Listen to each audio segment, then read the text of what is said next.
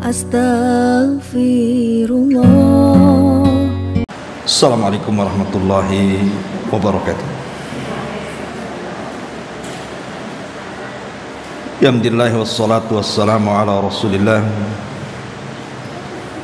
wa ala alihi wa sahbihi wa mawalah wa la hawla wa la quwata illa billahi wa ba'd.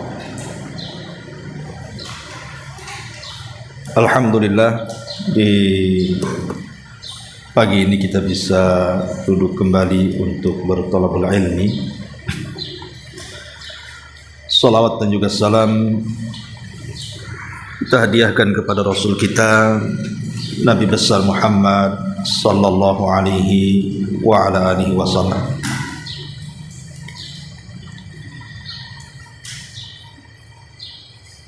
Pembahasan di pagi hari ini adalah pembahasan yang mungkin sering kita bahas, tapi tidak mengapa kita mengulas kembali untuk lebih memantapkan ingatan kita dan juga menyegarkan ingatan kita supaya lebih dekat lagi kita kepada Allah Subhanahu wa ta'ala. Temanya adalah bagaimana caranya kita melepas dosa dengan cara mudah.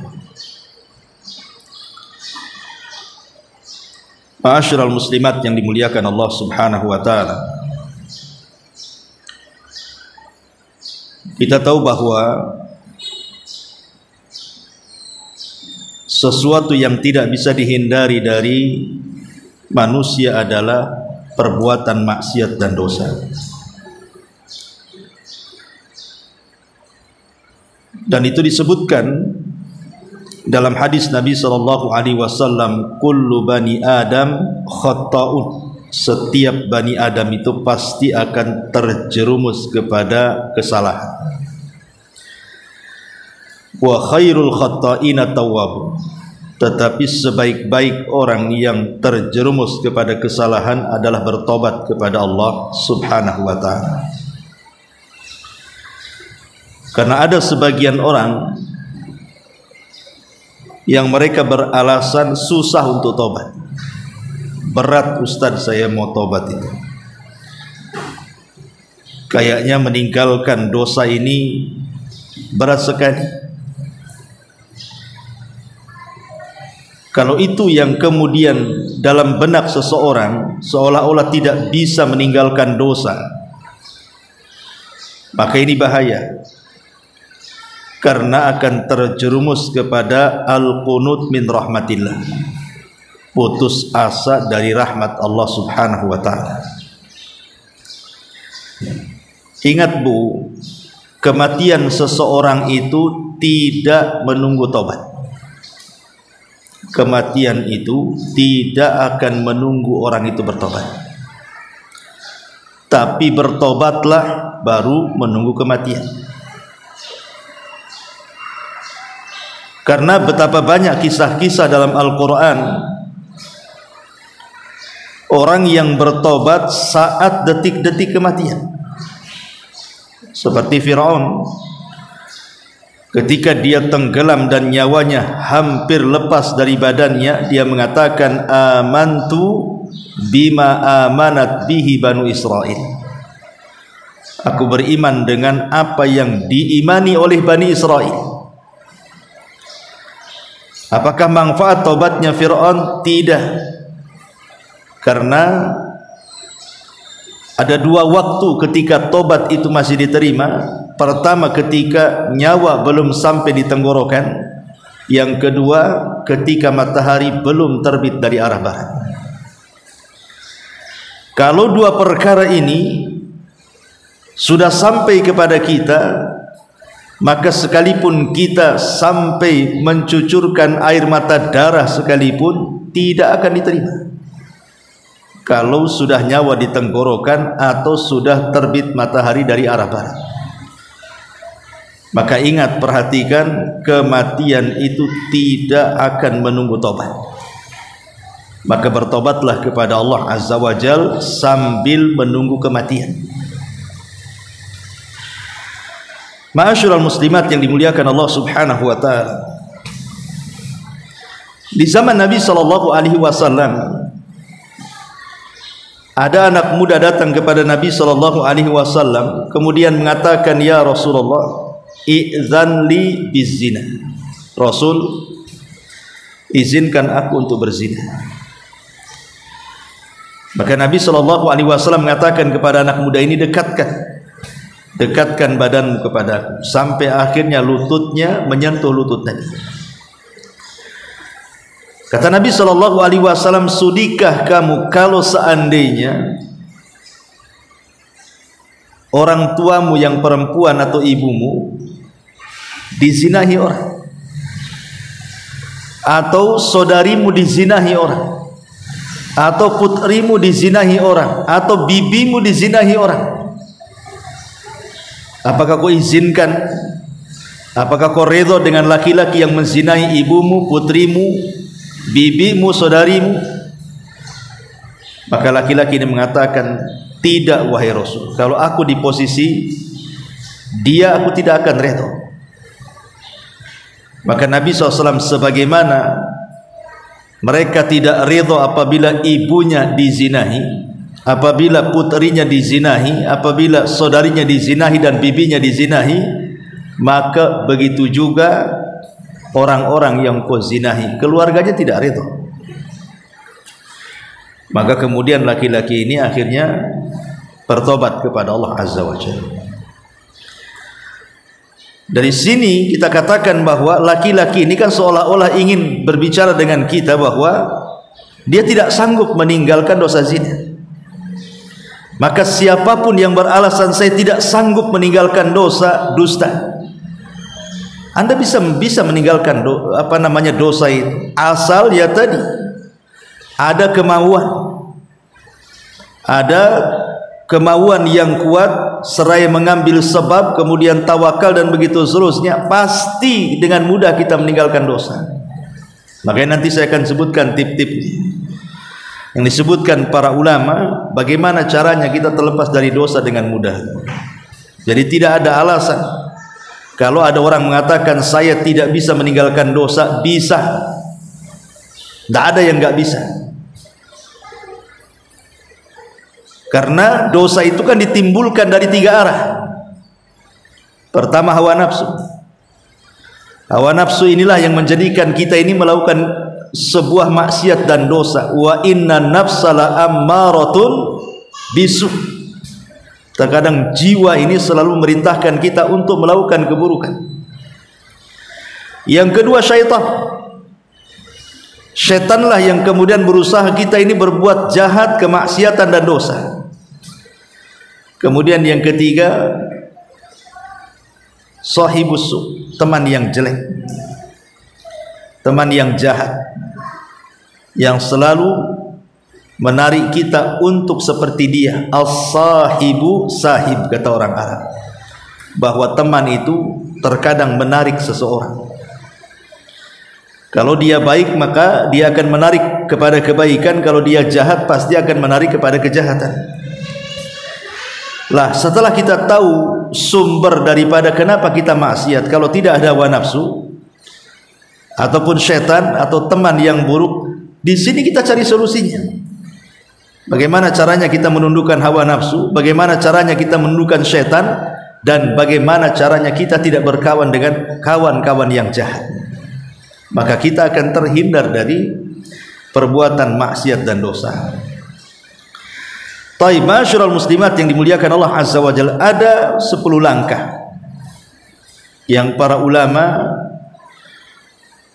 menyebutkan tentang bagaimana caranya seseorang itu dengan mudah meninggalkan dosa. Yang pertama, al-i'tiraf bil khata'i. Akui bahwa kita ini memang makhluk yang senantiasa melakukan dosa. Jangan merasa suci. Kita ini makhluk yang berlumuran dosa. Makanya Nabi Allah Adam alaihi salatu wassalam ketika diturunkan dari sorga ke bumi, yang pertama kali dia mengakui dosanya, bahwa dia sudah bersalah kepada Allah. Apa kata Adam alaihi salam? Rabbana zalamna anfusana. Ya Rabb, kami memang melakukan kezaliman atas diri-diri kami. Jadi yang pertama akui bahwa kita ini melakukan dosa.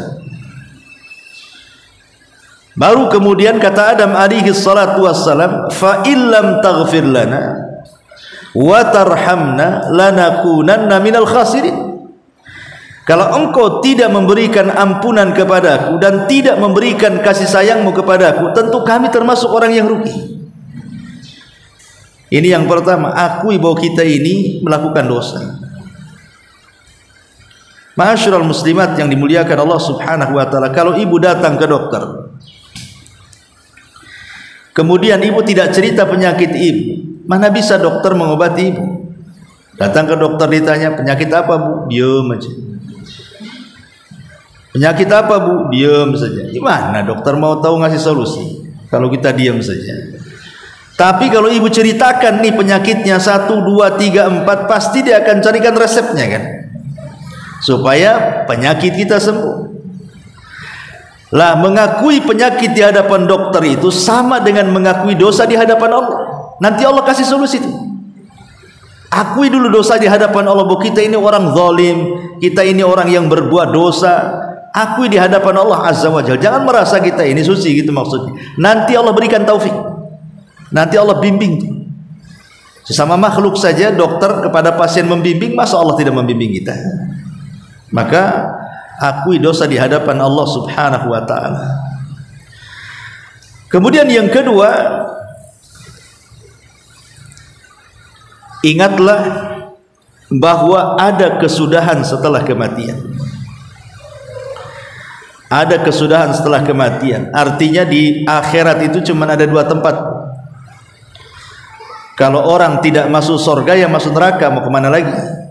Karena cuma 2 aja di akhirat. Milih mana, ibu masuk surga ataukah milih masuk neraka?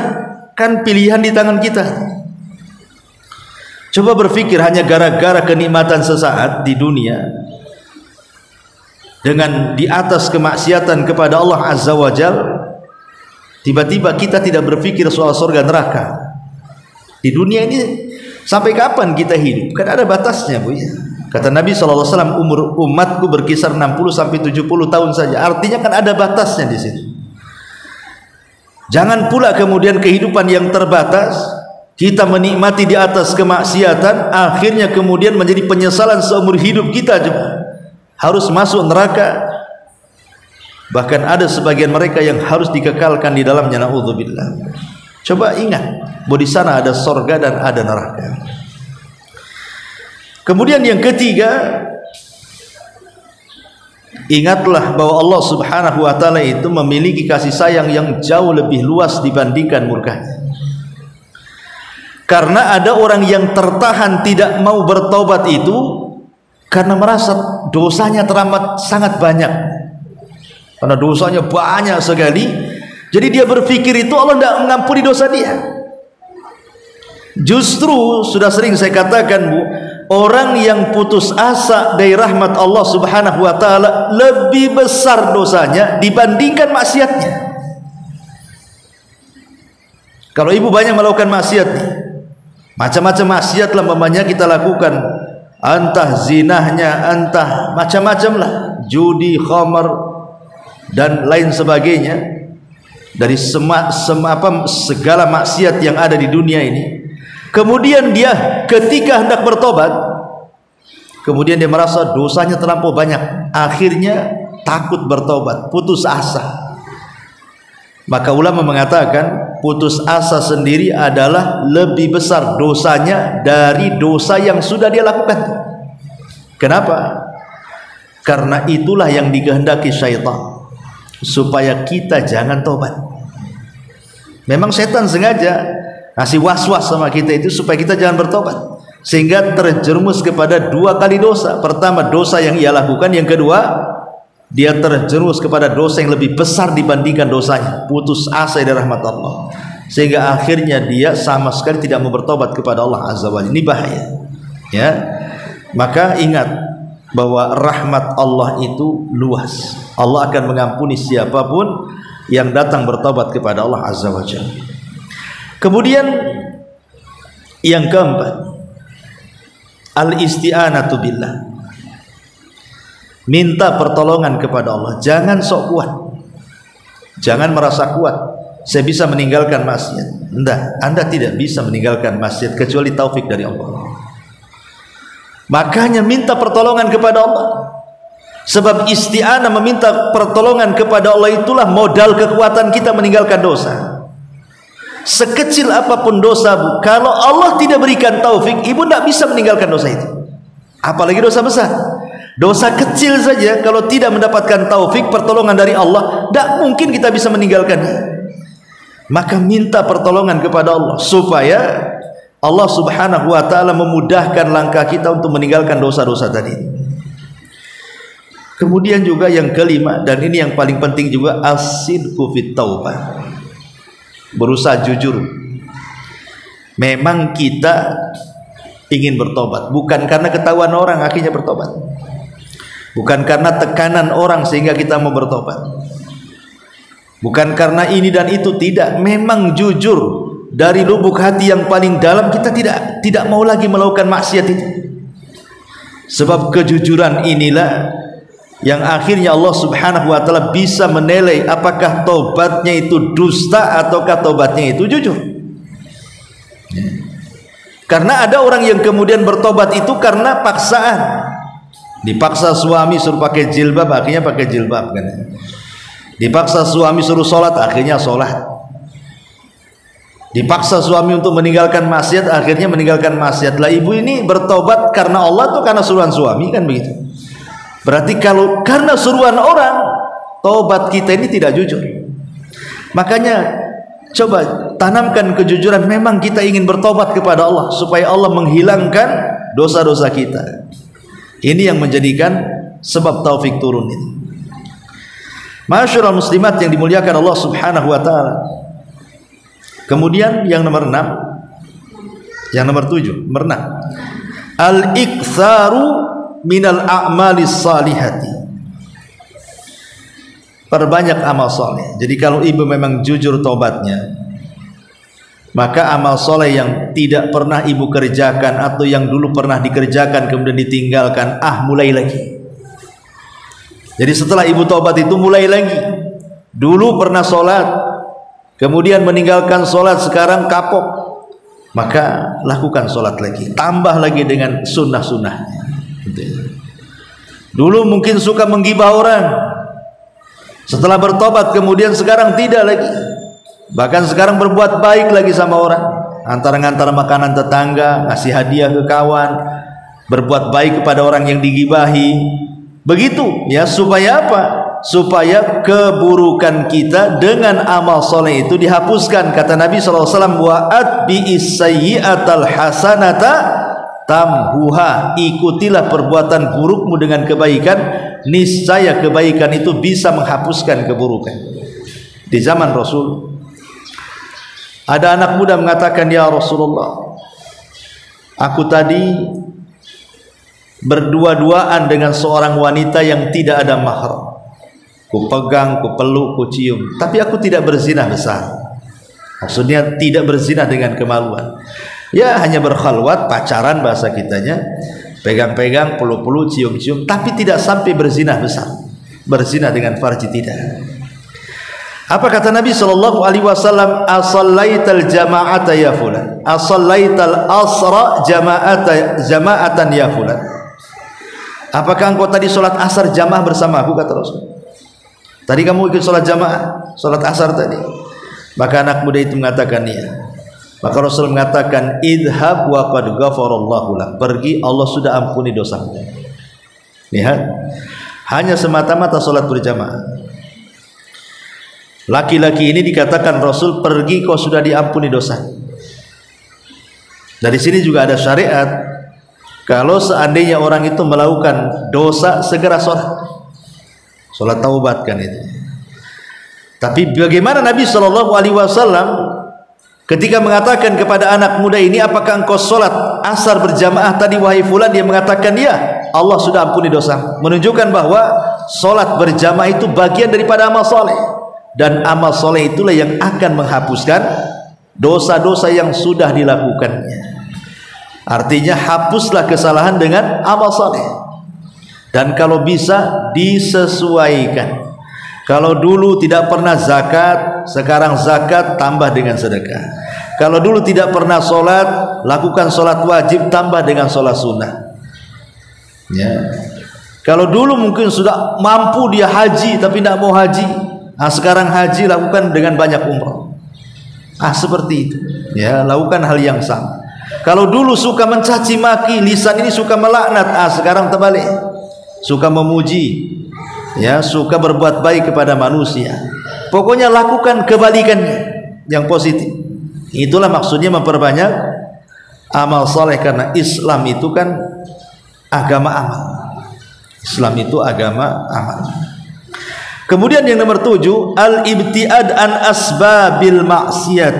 Usahakan sebab-sebab yang menjerumuskan kita kepada maksiat, jauhi. Apapun. Kalau lantaran ibu, pamannya ada tetangga yang memang ratu gibah di komplek ini, tahu tuh ratunya gibah, ya janganlah datang ke ratunya. Ya nanti ibu jadi CS-nya pula kan itu. Maksudnya sebab-sebab yang bisa melakukan dosa tinggalkan. Ini kalau saya main ke rumah ini pasti gibah, jangan main. Ya, ibu pegang handphone nih. Nih kalau saya nelpon kawan ini memang tujuannya bagus nih, silaturahim, nanya kabar. Tapi biasanya kalau nelpon lama nanti gibah orang, enggak usah nelpon dulu. Pokoknya sebab-sebab seperti Allah mengatakan wala taqrabuz zina. Jangan dekat-dekat zina. Artinya dekat saja tidak boleh, apalagi berzina. Makna dekat di sini artinya hal-hal yang menjerumuskan kepada zina dari wasilah-wasilah itu tinggalkan wasilah. Kalau gara-gara handphone kita berzina, buang handphonenya. Kalau majalah, gara-gara baca majalah, melihat gambar-gambar porno dan yang lainnya mengakibatkan kita berzina, jangan dibaca, tinggalkan. Pokoknya wasilah apa saja, wasilah apa saja.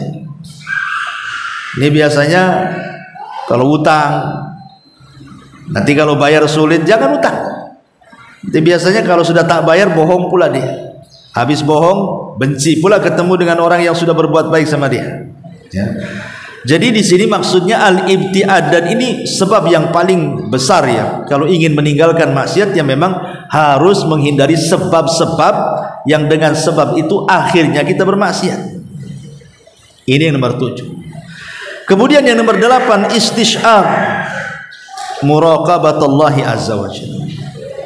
Berusaha untuk merasa kita ini diawasi Allah. Dengan kata lain, malu sama Allah.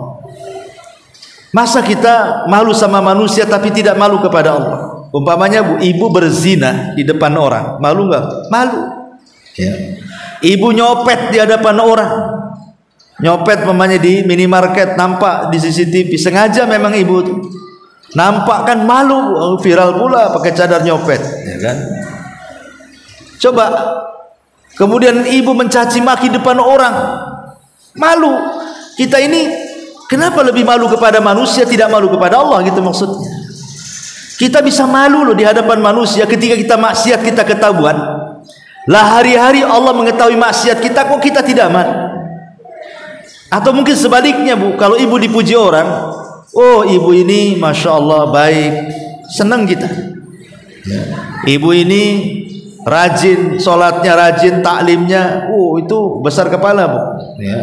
Kalau dipuji manusia. Lah sekarang kalau kita meninggalkan maksiat, Allah yang memuji kita, kenapa tidak bangga? Dan ketika kita maksiat, kenapa Allah tidak memandang kita, kita tidak malu kepada Allah? Jadi kalaupun kita tidak lebih atau melebihkan rasa malu kita kepada Allah, kata para ulama ya, walaupun kita tidak bisa melebihkan rasa malu kita kepada Allah dibandingkan manusia, minimalnya samalah. Sebagaimana kita malu kalau kita maksiat di depan orang, begitu juga kita malu kalau kita bermaksiat di hadapan Allah. Minimalnya sama. Kalau kita tidak bisa melebihkan Allah di atasnya, karena hanya dengan itu yang paling mujarab ya, yang paling mujarab orang meninggalkan maksiat itu ini. Kalau kita sudah merasa malu kepada Allah seperti malunya kita di hadapan manusia, itu paling cepat itu. Itulah namanya muraqabah itu namanya. Muraqabah itu artinya merasa diawasi Allah Subhanahu wa taala. Sebagaimana Ibrahim bin Adham yang sudah saya ceritakan, ada anak muda yang mengatakan, ya Imam, bagaimana caranya saya tidak dilarang maksiat, katanya.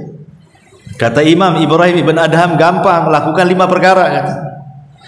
Kalau engkau bisa melakukan 5 perkara, silakan maksiat, kata. Kata anak muda ini dengan senangnya, kalau gitu apalah sebutkan wahai Imam. 1, kata Ibrahim bin Adham, kau boleh maksiat, tapi di bumi yang bukan bumi Allah, bisa?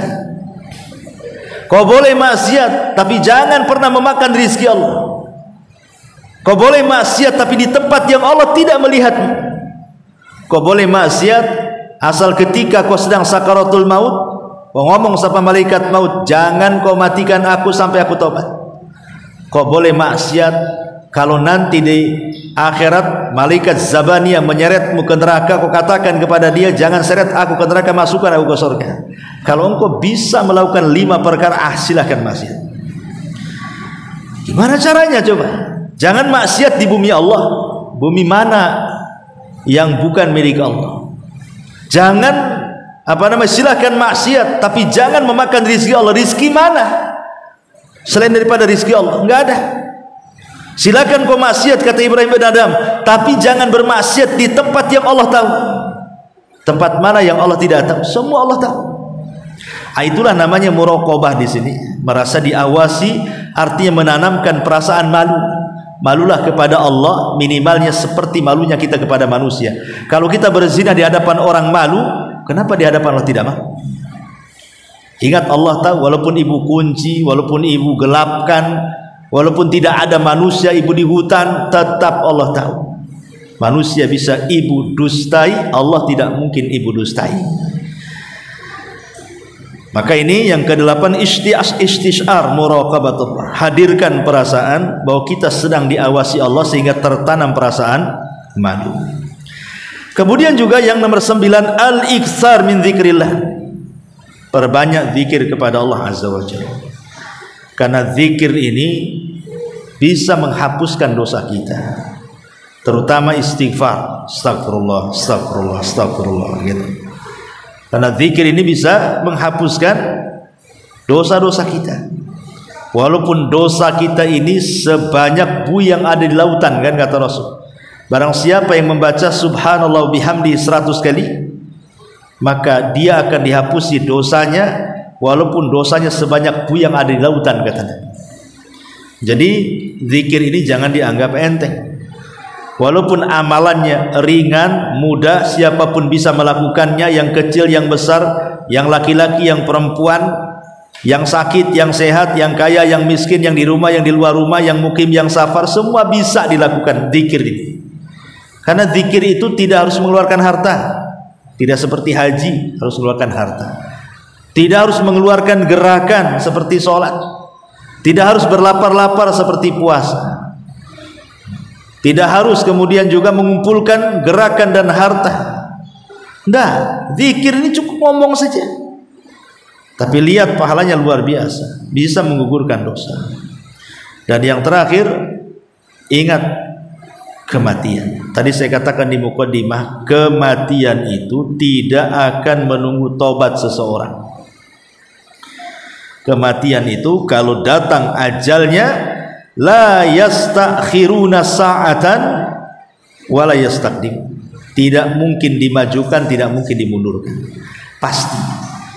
Sehingga karena kematian tidak menunggu tobat, maka saya katakan bertobatlah, baru tunggulah datangnya kematian. Itu yang benar.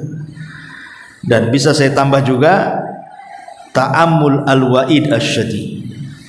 Coba kita terpikir dengan ancaman. Ya, kalau saya melakukan ini ancamannya itu. Kalau saya melakukan ini ancamannya ini. Baca hadis-hadis Rasul tentang azab kubur, tentang azab neraka, bagaimana orang yang makan riba. Kemudian Rasul katakan dia akan direnangkan di sungai darah. Setiap dia berenang ke pinggir disuapi batu ke tengah lagi. Coba terpikir ke situ. Sehingga kita bisa menjauhi riba. atau orang yang kemudian ditelentangkan, kemudian di sampingnya ada orang yang membawa batu besar, kemudian dihantamkan ke kepalanya sampai hancur dan mati. Kemudian orang ini nyari lagi batu lagi, setelah kemudian ketemu bawa batu lagi, kembali lagi ke kepalanya, kemudian dibenturkan lagi, hancur lagi. Hanya seperti itu saja. Jika ditanya siapa orang kayak gini ya Jibril, maka Jibril mengatakan itulah orang yang kalau berdusta, dustanya itu sampai melambung ke ufuk. Apa maksudnya dustanya sampai melambung ke ufuk itu?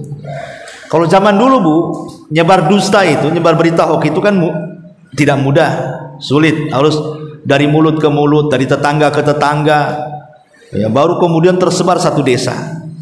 Kalau di desa mungkin lebih mudah menyebarkan hoax, ya kan? Kalau di kota kan orangnya cuek-cuek kan agak sulit kan.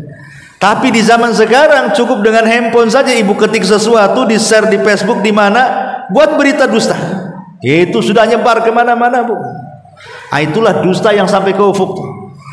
Jadi kalau kita teringat, dosanya kayak gini, nggak maulah saya nulis sembarang status, saya komentar sembarang komentar dan begitu seterusnya, karena kita terpikir bahwa di sana ada azab yang sangat pedih yang akan menunggu setiap maksiat yang kita lakukan. Apalagi kalau maksiatnya banyak, ya, maka sudah terbayang tuh hukumannya juga banyak gitu ya.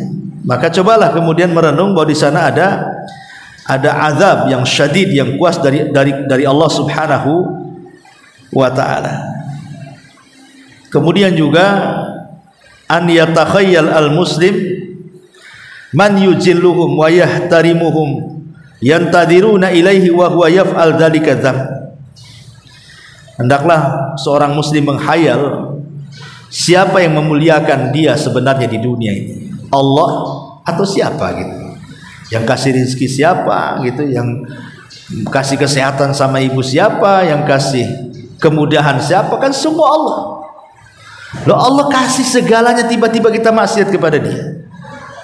Bahasa sederhananya Bu, kalau ibu sudah punya anak nih, ibu besarkan dari lahir, ibu kasih makanan yang bergizi sampai sekolah SD, SMP, SMA sampai kuliah, akhirnya kemudian dia pula orang yang paling durhaka kepada ibu. Coba, apa nggak sakit hati itu? Walillahil matsalul a'la. Harusnya kita juga memahami logika seperti ini. Allah itu lebih tinggi permisalannya. Kalau sama ibu saja bisa sakit hati, Allah juga bisa lah kan begitu. Tapi Allah itu rahim, bedanya. Allah bisa marah, tapi satu sisi Allah rahim. Dan rahimnya Allah lebih dibandingkan kemarahannya. Kemudian juga kata para ulama juga, selain daripada terpikir seperti itu, mereka mengatakan, ingatlah firman Allah Subhanahu wa ta'ala, walladzina jahadu fina lanahdiyannahum subulana. Dan orang-orang yang sungguh-sungguh ingin melepaskan dosanya, maka kami akan beri hidayah kepadanya. Jadi jangan katakan aku tidak bisa meninggalkan dosa, berat sekali, mustahil aku nggak bisa. Nggak ada.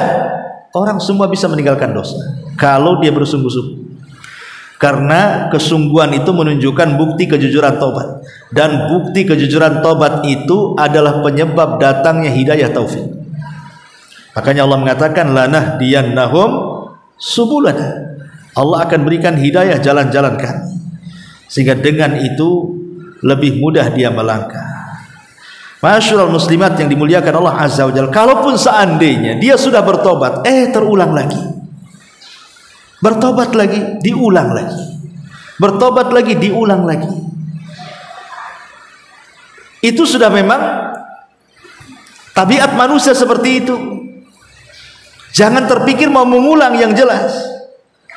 Yang hari ini kita maksiat, hari ini kita tobat, nanti kalau satu hari terulang lagi ya tobat lagi, gitu maksudnya. Tapi jangan dirancang, saya tobatnya seminggu aja lah, minggu depan mulai lagi. Itu bukan tobat namanya. Itu ada perencanaan, niat jahat namanya. Artinya jangan terpikir akan terulang, kalaupun karena hawa nafsunya terkalahkan, atau setan yang mengalahkan dia, atau mungkin terbawa dengan teman-teman yang buruk, yaitu tinggal tobat lagi. Tapi jangan sampai menumpuk-numpuk dosa, kemudian terhayalkan nanti saja tobatnya, nanti saja tobatnya. Kan ada orang kayak gitu tuh. Kalau ditanya kapan lu tobat, nunggu haji Pak Ustadz katanya. Kapan hajinya? Hidup aja susah kok. Ya, nunggu umrah Ustaz, nunggu usia saya 40 tahun. Emang sampai 40 tahun usiamu? Jadi jangan sampai kemudian menghayal taubat. Taubat saja, apa susahnya tinggal taubat kok? Taubat saja, kalau seandainya besok kau terjerumus lagi itu urusan lain. Taubat lagi. Karena Allah Subhanahu wa taala itu yuhibbut tawwabina wa yuhibbul mutatahhirin. Allah suka dengan orang yang taubat dan Allah suka dengan orang taubat. Tidak mungkin orang taubat itu kecuali karena melakukan dosa. Walaupun taubat itu tidak mesti harus melakukan dosa, tapi umumnya orang taubat itu karena dosa. Dan Allah cinta dengan taubat. Allah sayang dengan orang-orang yang bertobat. Bahkan Allah itu lebih bahagia. Dalam hadis Nabi Shallallahu Alaihi Wasallam mengatakan, lillahi Allah lillahi Allah Subhanahu wa taala sangat senang, sangat bahagia ketika melihat ada hamba-hambanya yang bertobat kepada Allah Subhanahu wa taala. Lillahi asyaddu farahan. Allah itu sangat bahagia bitaubati abdihi, dengan tobat hambanya, hina yatubu, ketika dia bertobat, ilaihi, kepada Allah, min ahadikum, dibandingkan salah seorang di antara kalian, kana ala rahilatihi bi ardi falat. Ada seseorang yang safar kemudian nyasar di padang pasir, fang falatat minhu wa alaiha ta'amuhu wa syarabuhu. Tiba-tiba ketika dia membawa unta dan seluruh perbekalannya di atas unta, makan minumnya di situ, ketika dia sedang istirahat, untanya pula hilang. Kemudian fa'aisa minha, dia pun cari sana cari sini, dia putus asa karena sudah tidak ketemu. Sementara tidak ada yang bisa dimakan, tidak ada yang bisa diminum, karena semua ada di atas untanya, untanya sudah hilang. Dan posisinya di padang pasir, mau kemana di padang pasir? Panas luar biasa. Akhirnya kata putus asanya, lah mati aja lah aku. Ketika dia tertidur kelelahan, setelah lama dia tidur, dia terbangun, rupanya untanya jilati mukanya. Bahagia enggak? Bahagialah ya. Orang ini kan melakukan safar, Bu, sementara perbekalannya di atas unta. Nyasar di padang pasir. Padang pasir bukan kayak jalan Batam ini 2 meter ada warung Padang, 2 meter ada warung, macam-macam warung kan gitu. Padang pasir mana ada. Ketika dia nyari untanya sana sini gak ketemu, wah, ada matilah saya. Tahu-tahu ketika dia tertidur dijilati pula mukanya. Kok ada di sini, apa enggak? Bahagia, saking bahagianya dia salah ucap ketika berdoa. Allahumma anta abdi wa ana rabbuk. Ya Allah, engkau adalah hambaku dan aku Rabbmu. Saking bahagianya salah ngomong ya. Tapi nggak ada masalah kan, itu kan salah ngomong saja kan, saking bahagianya terkalahkan dengan kebahagiaannya, akhirnya salah ngomong dan mengatakan, ya Rabb, engkau adalah hambaku, aku pula Tuhanmu. Kenapa? Karena min syiddatil farah, salah dia karena bahagianya. Tapi kata Rasul, orang ini bahagia luar biasa, saking bahagianya salah ngomong. Tapi Allah lebih bahagia dengan tobatnya seorang dibandingkan orang ini yang sudah hampir putus asa karena kehilangan makanannya. Jadi dari sini menunjukkan bagaimana orang yang bertobat itu adalah kebahagiaan tersendiri bagi Allah Subhanahu wa taala. Maka saya akhiri dengan ayat qul ya ibadiyalladzina asrafu ala anfusihim la taqnatu min rahmatillah innallaha yaghfiru dzunuba jami'a innahu huwal ghafurur rahim. Katakan, wahai hamba-hambaku, orang-orang yang mereka melampaui batas terhadap diri mereka. Kenapa kalimatnya melampaui batas kepada diri mereka? Kenapa tidak disebut dosanya saja? Artinya di sini kalimat asrafu ala anfusihim, yang mereka melakukan atau melampaui batas terhadap diri mereka. Karena tingkatan dosa manusia itu banyak. Ada yang sedikit dosanya, ada yang banyak sekali, ada seumur hidup dia melakukan dosa kemudian tobat. Tetapi Allah katakan la taqnatu min rahmatillah. Sekalipun kita ini melakukan semua dosa, tetap jangan putus asa dari rahmat Allah Subhanahu wa taala untuk bertobat. Kenapa? Innallaha yaghfiru dzunuba jami'a. Karena Allah mengampuni semua dosa. Innahu huwal Ghafurur Rahim. Dia adalah zat yang maha ghafur. Ghafur itu bukan hanya sekedar mengampuni, tetapi ghafur itu artinya Allah mengampuni dan Allah juga menutup aibnya. Itu mana ghafur, ya. Makanya Bu, kalau ibu berdoa minta ampun, jangan berhenti mengatakan ya Ghaffar, ya Ghaffar ighfirli, ya Ghafur ighfirli. Karena kita bukan hanya semata-mata minta diampuni dosa saja kan Bu. Kalau bisa aib kita juga ditutup. Kalau bukan karena Allah yang menutup aib kita, tidak ada manusia yang menghormati kita. Makanya penting kita terus meminta kepada Allah dan bertawasul dengan nama Allah, ya Ghaffar atau ya Ghafur, karena dengan kalimat itulah bukan hanya diampuni dosa, tapi juga aib-aib kita ditutup di hadapan manusia. Wallahu a'lam bishawab. Sampai di sini. Taib, sebelum saya tutup, silakan kita buat tanya jawab.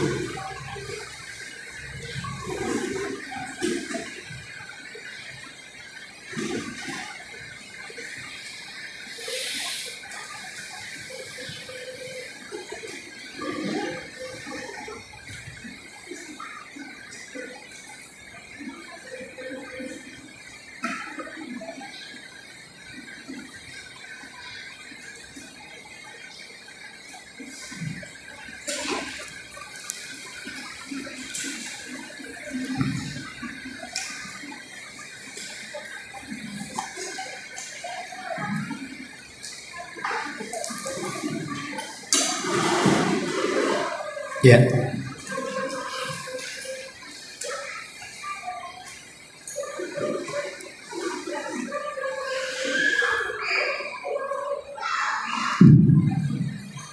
Bismillah. Assalamualaikum Ustaz. Waalaikumsalam. Ustaz, ini bukan tema yang hari ini, tapi tema yang di hari Sabtu pagi ini dari saya Ustaz. Ustaz ada sampaikan, ketika kebanyakan orang menyikapi yang terjadi saat ini di Palestina, terkadang mereka yang tidak ke masjid, tidak sholat, bahkan terkadang mereka yang pelaku maksiat bersorak-sorak meminta kemenangan untuk Palestina. Bahkan yang kita lihat cara mereka sampai seperti mereka lah seolah-olah yang mengetahui, yang sangat mengetahui kepentingan Palestina daripada orang-orang yang berilmu. Yang Anda tanyakan ini Ustaz, apakah antusias mereka, orang-orang yang seperti itu, atau keinginan orang yang seperti itu, Allah ijabah juga doanya Ustaz? Apakah ada manfaat atas perbuatan dia untuk orang Palestina? Ya, alhamdulillah. Salatu wassalamu ala Rasulillah, amma ba'd.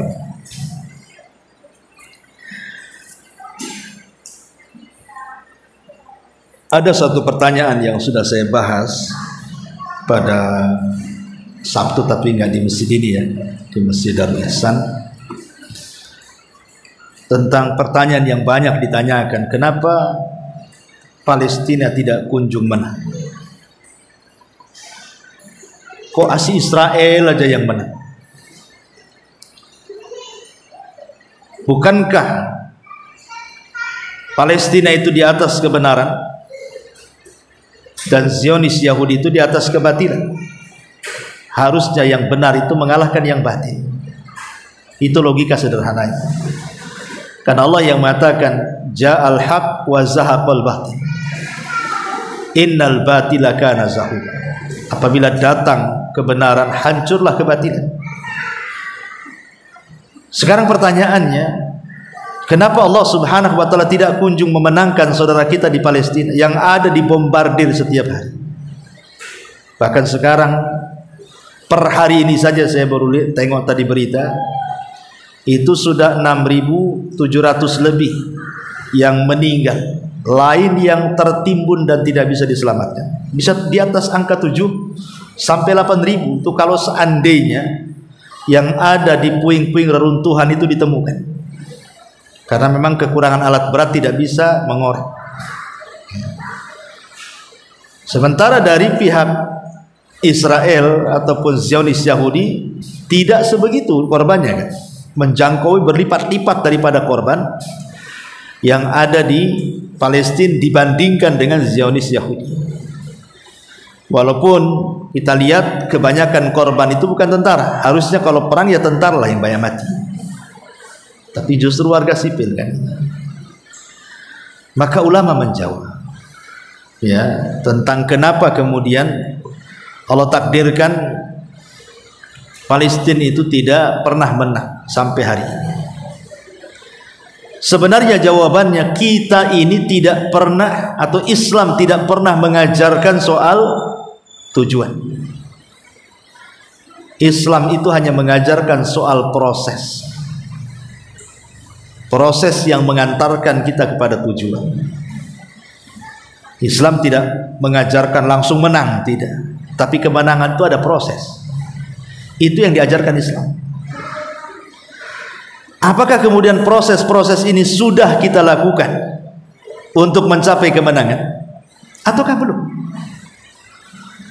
Kalau kemudian proses-proses ini, sebab-sebab yang mengarah kemenangan itu belum kita lakukan, sampai kiamat dia akan menang.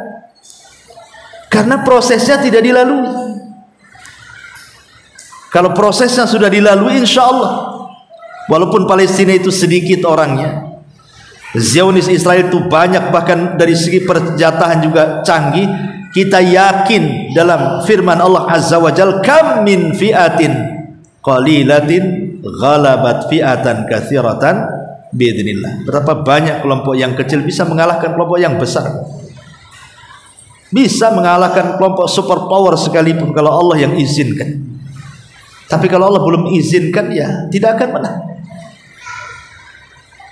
Jadi kita ini bicara soal proses. Tetapi menang di hadapan Allah itu tidak mesti Palestina merdeka. Karena Allah Subhanahu wa taala mengatakan, "Wa man yakhruj min baitihi muhajiran ila Allah wa rasulihi summa yudrikhul mautu faqad waqa'a ajruhu 'ala Allah." Allah Subhanahu wa taala mengatakan, barang siapa yang hijrah dari rumahnya menuju Allah dan Rasulnya, sebelum sampai di tempat hijrah kok dia mati, maka pahalanya sudah sampai, sudah dianggap hijrah walaupun belum sampai ke tempat hijrah. Sama dengan orang yang berniat ingin jihad, udah ada niat tapi dia sakit, akhirnya mati pula di pembaringan, maka dia sudah mendapatkan ajrus syahid, pahala orang mati syahid. Artinya bahwa di sisi Allah dia menang, karena sudah sampai kan kepada kemenangan. Bukankah hakikat kemenangan itu faman zuhziha 'anil nar wa dukhilal jannah faqad faz? Siapa yang dikeluarkan dari neraka dimasukkan ke surga, itulah yang menang. Hakikatnya dia sudah mendapat kemenangan di hadapan Allah, walaupun secara kasat mata di dunia mereka dibombardir, mereka ditembaki, ditank, di macam-macam, dihujani bom, macam-macam. Ya. Jadi ingat bahwa kita ini cerita proses. Yang kedua, ya, kalau kita belum mampu merubah diri kita untuk merubah sebuah kaum, mungkinkah kemudian kaum itu berubah? Tidak. Karena Allah yang mengatakan, innallaha la yughayyiru ma biqaumin hatta yughayyiru ma bi anfusihim. Allah tidak akan merubah sebuah kaum sampai kaum itu yang merubah. Nah, kalau sekarang kemudian kita berkuar-kuar, kita mengutuk Zionis Yahudi dengan sangat keras, membakar bendera Israel, teriak-teriak, datang waktu sholat tak sholat, datang waktu majelis taklim tak hadir di majelis taklim, tidak pernah berzikir, maksiat jalan, kelakuannya kayak Yahudi, cuman Allah akan kabulkan permintaannya? Maka lautan manusia di mana-mana negara pun nggak akan bisa membantu, nggak akan bisa membantu. Makanya kita kan yang mereka hajatkan itu doa-doa kita lah, ya kan? Doa-doa orang-orang yang memang dekat dengan Allah. Masa dari semua orang yang berdoa kepada Allah tidak sampai kepada Allah? Allah tidak kabulkan. Pasti ada yang dikabulkan. Tapi kalau kita membaca bab doa juga ada kan perkara-perkara doa itu tidak bisa dikabulkan kan. Salah satunya ya tadi makan makanan haram, minum minuman haram. Karena doa ini ibarat pisau dengan penggunanya. Kalau pisaunya tajam, penggunanya lihai, dia senang aja cincang apa aja dicincang dia. Tapi kalau seandainya pisaunya tajam, orang yang menggunakan tak lihai bisa senjata makan tuan itu namanya. Atau terbalik, ya orangnya bagus pisaunya, pelata tajam. Jadi doa itu harus tajam pisaunya, lihai pula penggunanya.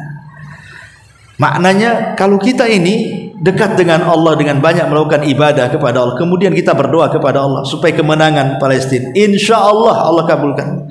Tapi kalau kelakuan kita kayak Yahudi, kemudian kita minta Yahudi dibinasakan, kelakuan Anda saja orang Yahudi.